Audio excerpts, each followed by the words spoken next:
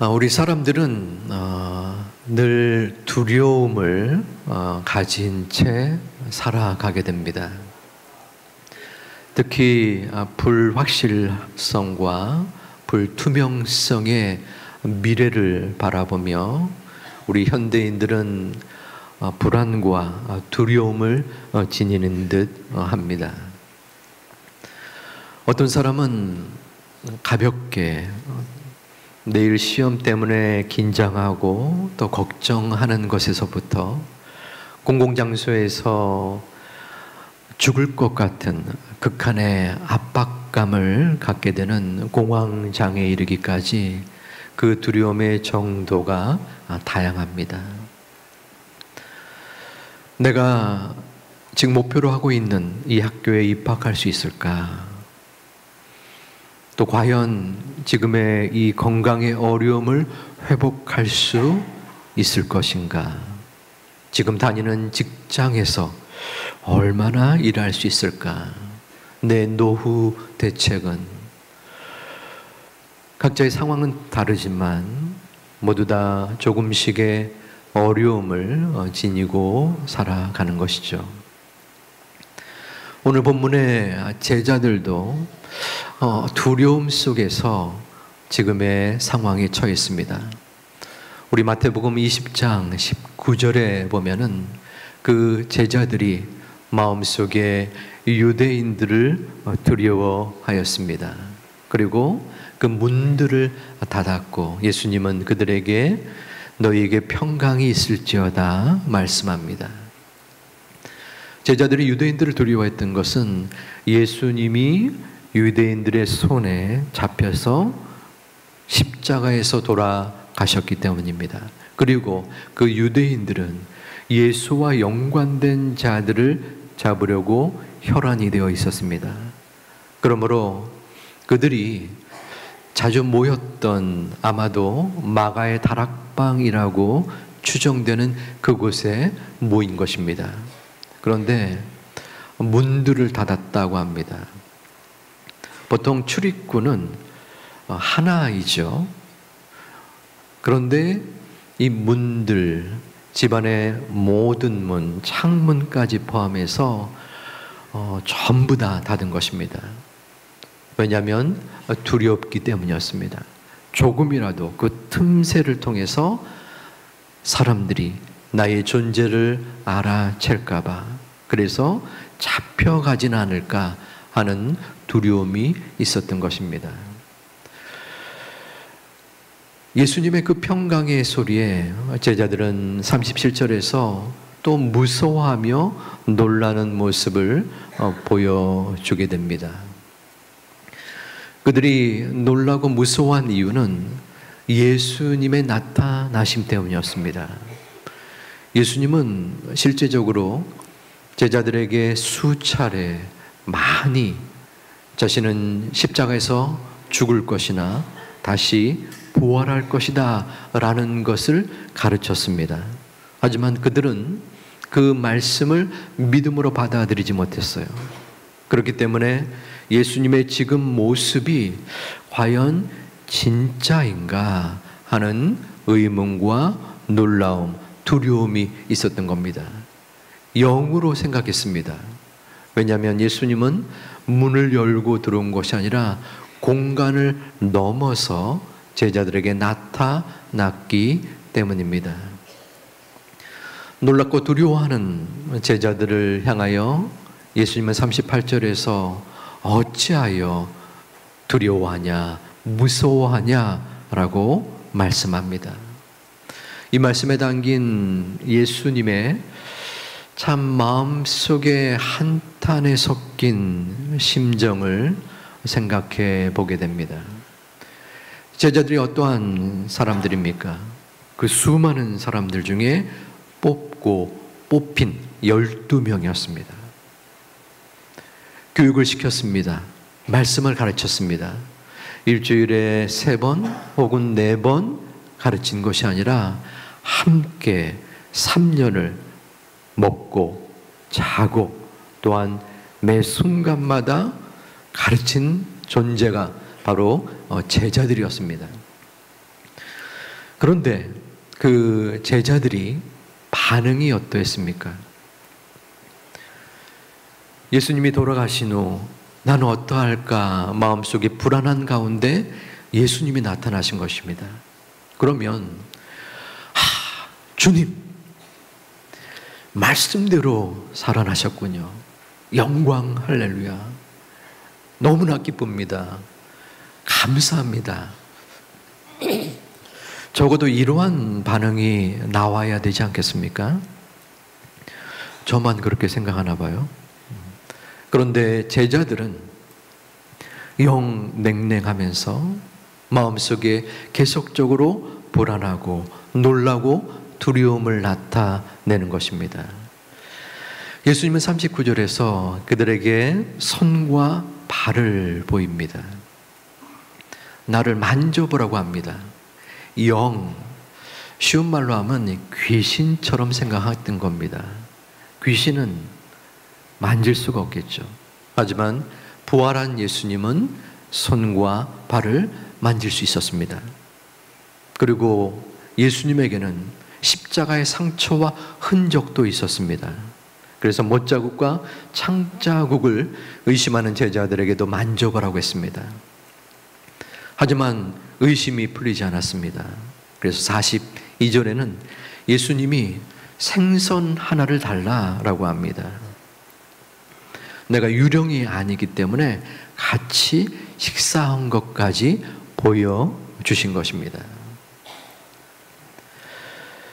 예수님의 이처럼 찾아오셔서 함께 만나주시고 또 평강을 빌고 또한 책망도 하시고 손과 발과 흔적들을 보여주심으로 인해서 제자들은 예수님이 부활하신 것을 믿게 되었습니다.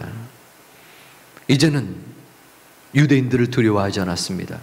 그 어떠한 고난이 닥쳐올지라도 그것이 죽음일지라도 마음에 믿음의 흔들림이 없게 되었습니다. 그것은 내가 믿었던 주님이 십자가에서 맥없이 돌아가셔서 끝난 존재가 아니라 부활하셔서 지금 우리 앞에 계심으로 우리와 함께 하심을 믿음으로 증거받았기 때문입니다. 우리의 삶은 어떻습니까? 우리는 두려움과 고난과 역경 속에 매일 매 순간 어쩌면 투쟁하고 있습니다. 하나님께 기도합니다. 하나님, 왜 나에게 이런 어려움을 주십니까? 어떨 때는 더 기도하고 더 간곡하게 울부짖었는데 내 문제가 더욱더 악화되는 경우도 보게 됩니다. 지금 제자들은 상황이 달라진 것은 없습니다.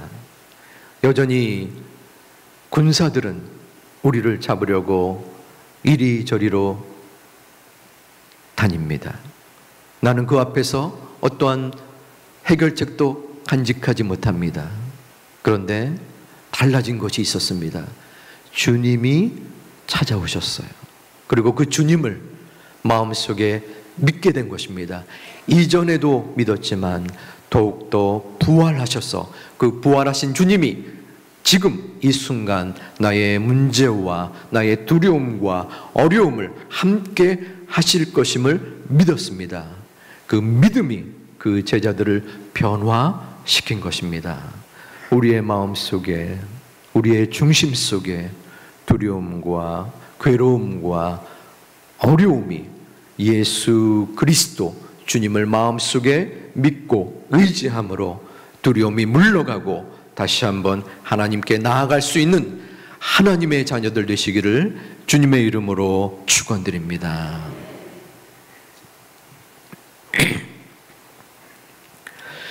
제자들은 조금 전까지 다락방에 모여서 많은 고민과 이야기들을 나누었을 것입니다. 우리는 도대체 앞으로 어떻게 살아야 되는가? 예수님을 따르고자 모든 재산과 가족들을 버려두고 쫓았는데 왜 우리는 지금 이 모양 이 꼴이 되었는가? 혹시라도 군사들에게 잡혀서 예수님처럼 십자가에서 죽게 되는 것은 아닌가?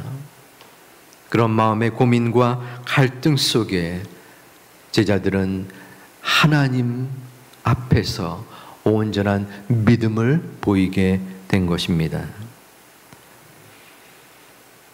문들을 닫았고 마음의 문을 닫았던 그 제자들이 주님을 만난 후에 그 마음속에 믿음의 확신이 생겼습니다. 어떠한 순간에 그리고 어떠한 만남 속에 확신을 갖는다는 것은 너무나 중요합니다. 왜냐하면 그 확신이 그 행동의 전제가 되고 또한 원동력이 되기 때문입니다. 남녀가 만나 서로 교제를 나누고 결혼할 때에는 서로 간에 확신이 없이는 이루어질 수 없습니다. 또 어떤 중요한 일을 할 때도 이 확신은 필요합니다. 제가 학교에 있을 때에 학교의 평가를 받기 위한 큰 프로젝트를 준비한 적이 있었습니다. 너무나 준비가 많이 이루어져야 되기 때문에 교직원들 함께 모여서 머리를 맞대고 팀을 구성했었습니다. 직원 몇 명을 뽑아야 되는데 업무 능력은 다 파악된 상태에서 그 능력보다 더 중요하게 여기는 것이 있었습니다. 그것은 서로 간에 신뢰가 있는가, 믿음이 있는가였습니다. 내가 직원들을 신뢰하는 것도 중요하지만 상대인 직원이 나를 믿고 의지해야만 됐습니다. 왜냐하면 그냥 단순히 한두 개 일을 하고 끝나는 것이 아니라 여러 가지 일들을 거의 몇 달 동안 해야만 됐기 때문에 오해도 생기고 갈등이 생길 수 있는 상황에서 서로 간에 믿지 아니한다면 그 일 자체가 어려워지기 때문이었습니다. 예수님도 마찬가지의 상황이었습니다. 예수님은 지금 제자들을 향하여 또 제자들을 바라보고 무엇인가 믿음의 확신을 가져주게 하였습니다. 야, 내가 바로 여호와 하나님 아버지의 아들이다. 죽었지만 배신과 모함 속에서 어려움을 당했지만 다시 부활한 존재다. 그러므로 너희는 두려워하지 말아라, 의심하지 말아라 라고 약속하시고 말씀한 것입니다. 두려움과 의심은 형제지간입니다.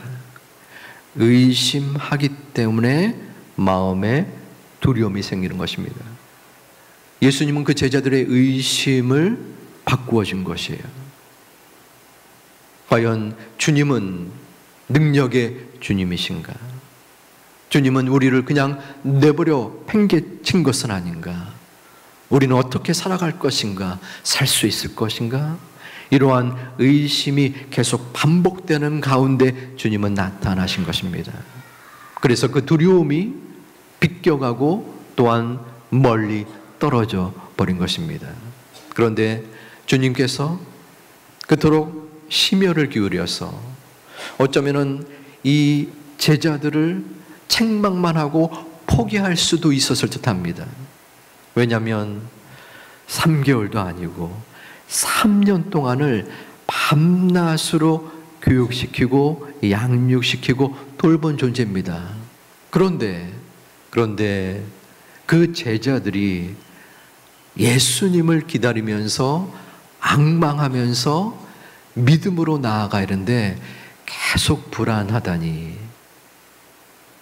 만일에 저 같으면 민망한 비유지만 야야 때려쳐라, 이제는 너는 포기하겠다 라는 생각을 가질 수도 있을 것입니다. 하지만 예수님은 큰 그림이 있었습니다. 목표가 있었어요. 본문 46절부터 49절 말씀 우리 함께 봉독하겠습니다.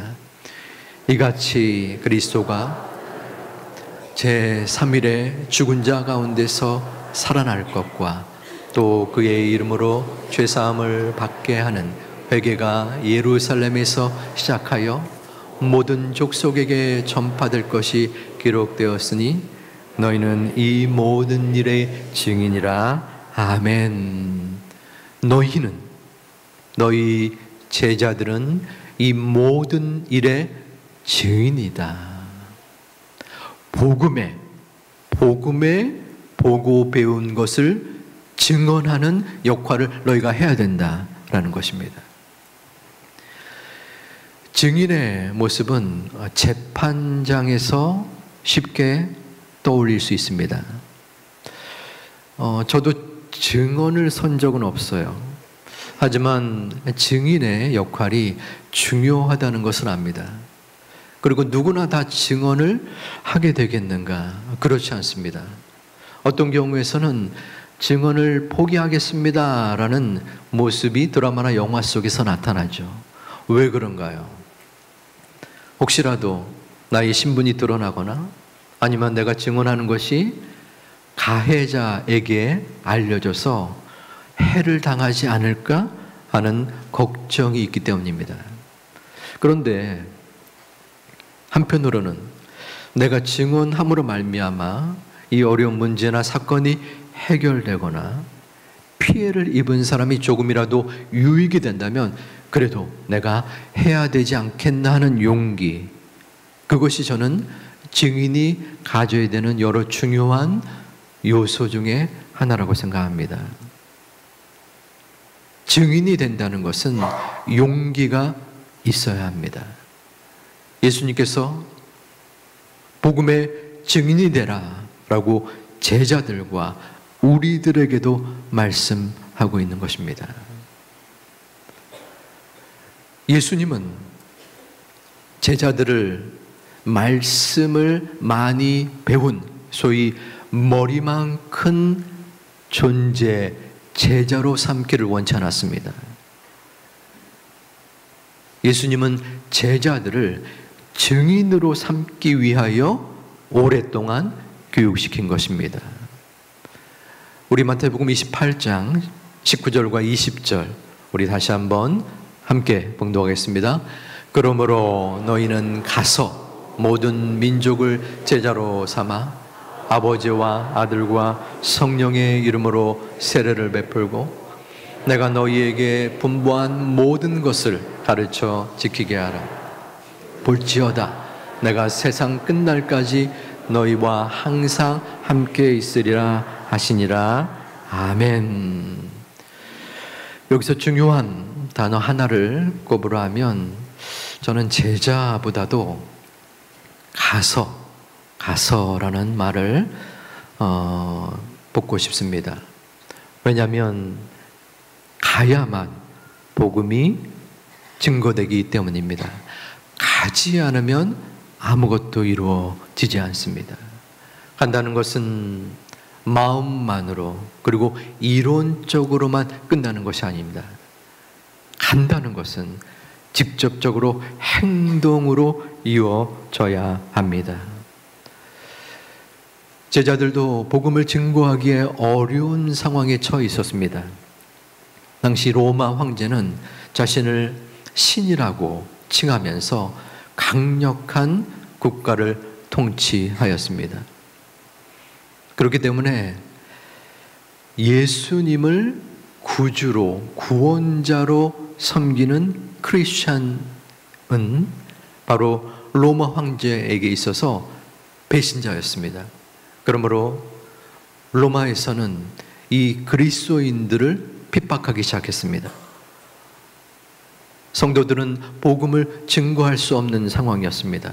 심지어 그리스도인들은 인육, 사람을 고기로 먹는다라는 허황된 소문까지 퍼졌습니다. 그러므로 이 본문에서의 제자들의 상황은 감히 복음을 증거할 만한 믿음의 수준이 되지 못했던 것입니다. 하늘 같은 믿음을 가지고 증거해도 모자랄 판에 예수님의 죽음 이후에 두려움과 의심 속에서 떨고 있는 제자들이었습니다. 그 제자들을 주님은 찾아갔던 것입니다. 그리고 그 제자들은 믿음의 확신 속에서 다시 한번 주님을 바라본 것입니다. 여러분들에게는 어떠한 예수님에 대한 확신이 있으십니까? 예수 그리스도가 죽을 수밖에 없는 나의 죄를 위하여 십자가에 못 박혀 돌아가셨고 그 죽음으로 인하여 내가 구원 생명을 얻었고 그 예수님은 다시 살아나셔서 지금도 나의 괴로움과 고난 속에 있는 것을 우리는 믿습니다. 그 믿음 때문에 이 시간 무더위 속에서 남들은 쉬고 남들은 편안한 그러한 여정의 순간에도 예배당에서 또한 방송으로 말씀을 듣고 예배를 드리는 것입니다.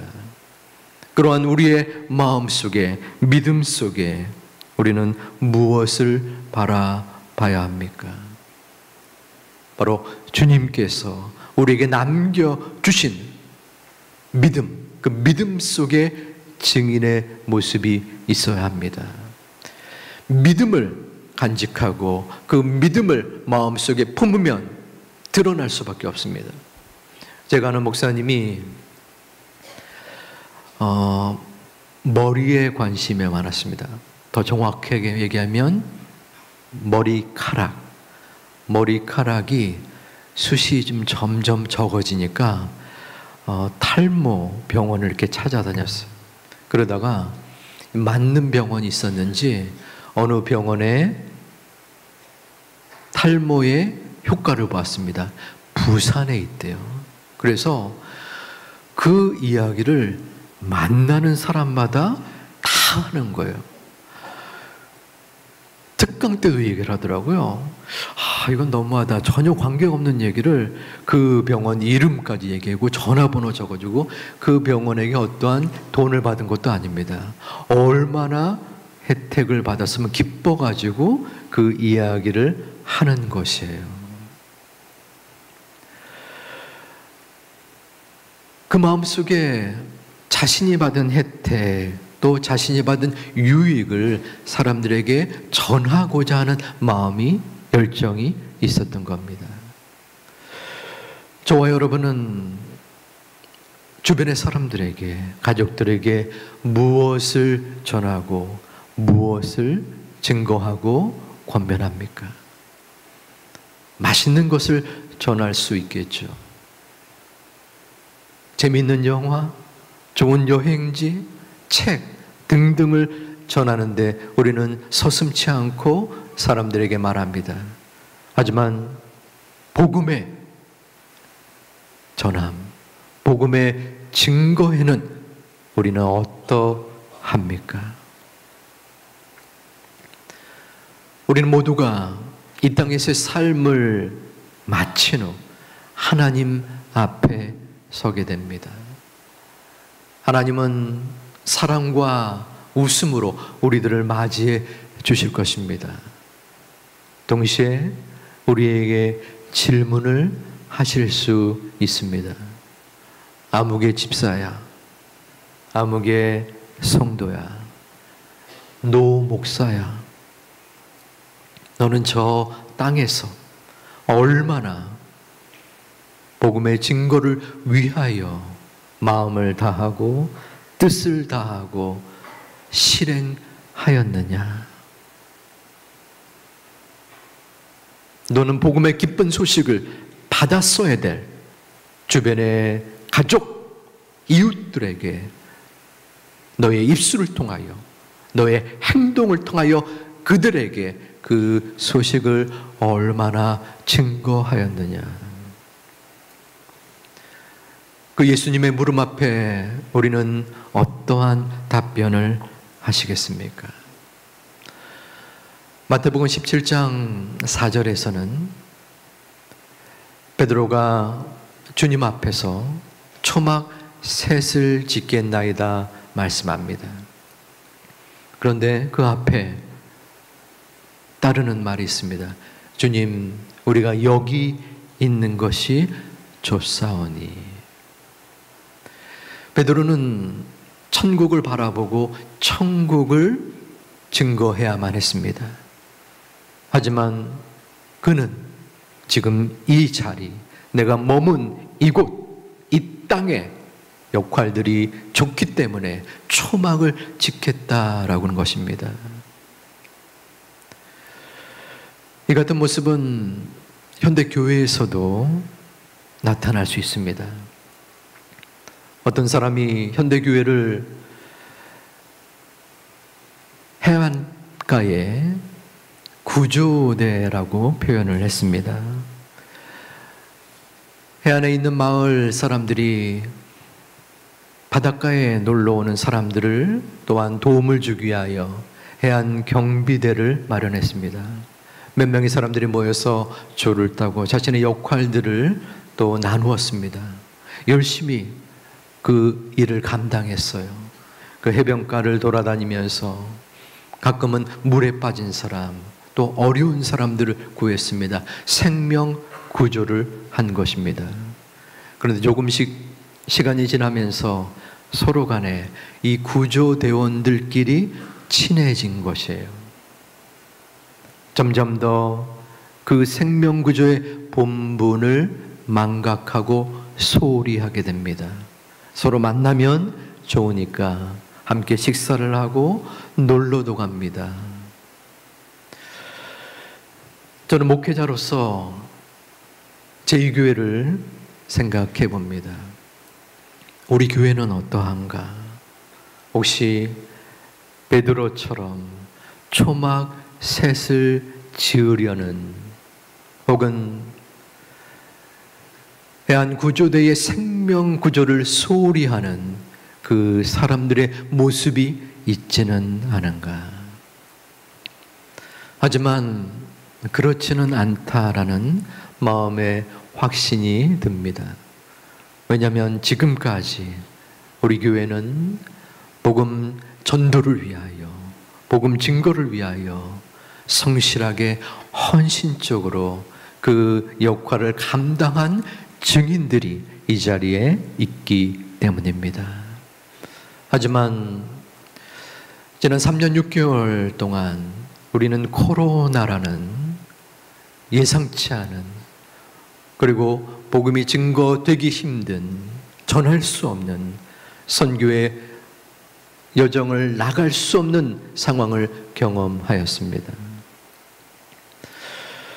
한편으로는 그것이 우리의 핑계로도 여겨진다는 생각을 합니다.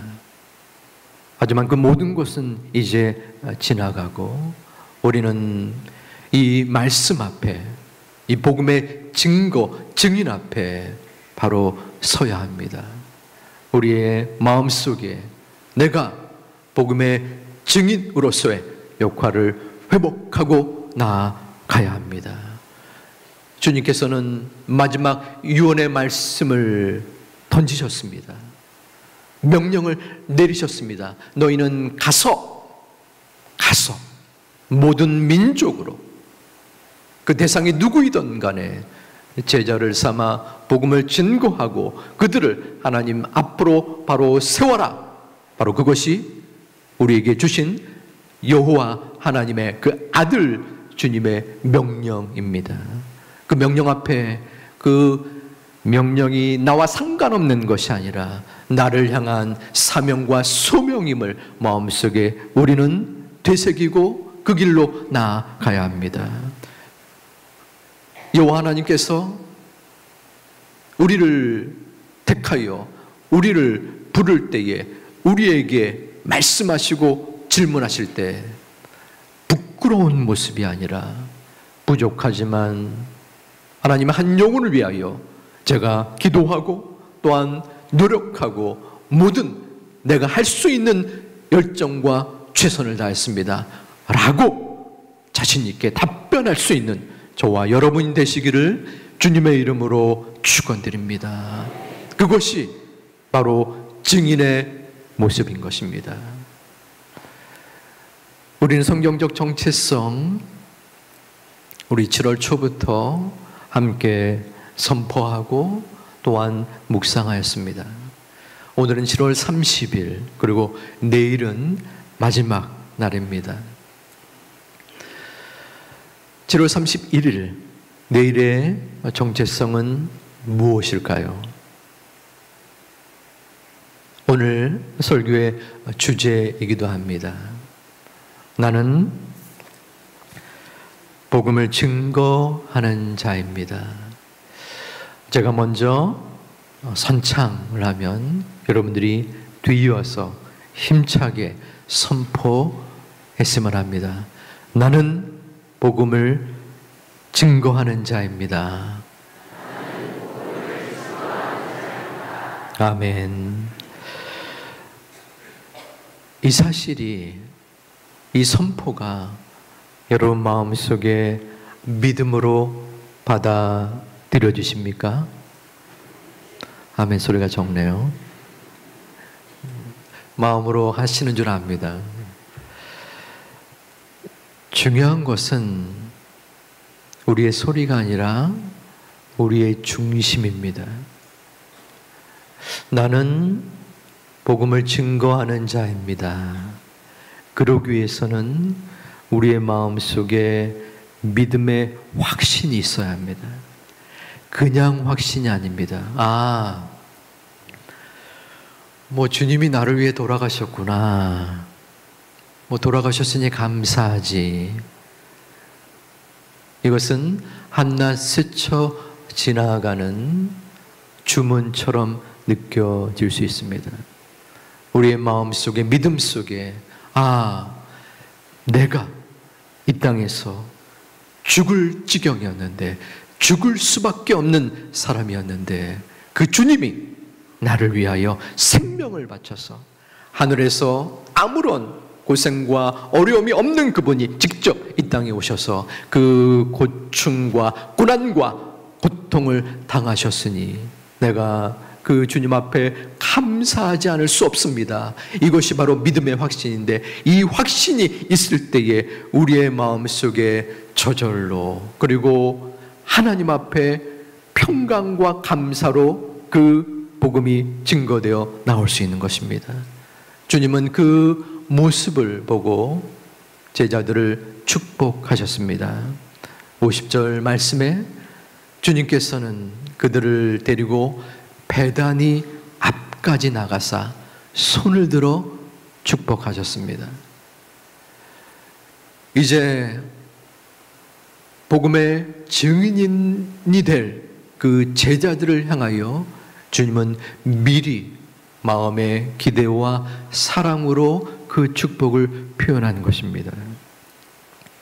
주님은 지금 이 순간 이 자리에 있는 우리들에게도 제자로서, 복음의 전도자로서, 또한 증인으로서 나아가기를 마음속에 다짐하고 실제로 그러한 삶을 살고 있는 우리를 축복하여 주실 것입니다. 그것이 아버지 하나님, 이 성경에서 말씀하신 은혜의 말씀인 것입니다.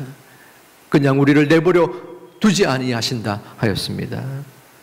복음을 증거하는 우리들을 베다니 앞까지 가서 손을 들어 축복하시는 그 축복이 우리들에게 임할 것은 우리가 복음을 전하는 증인의 삶을 살기 때문입니다.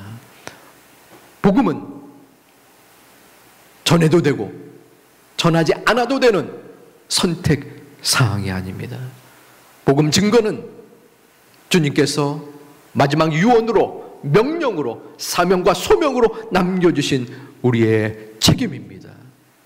그 책임을 우리의 용기로, 믿음으로 다할 때 주님은 부족하지만 우리를 보듬어 주시고 우리를 품에 안으시사 축복하여 주실 것입니다. 그 사랑과 또한 그 축복 속에 억지로, 어쩔 수 없이 그러한 모습이 아니라 자원함으로, 감사함으로 증인의 삶을 살 수 있는 사랑하는 우리 제2가족들이 되시기를 주님의 이름으로 축원합니다.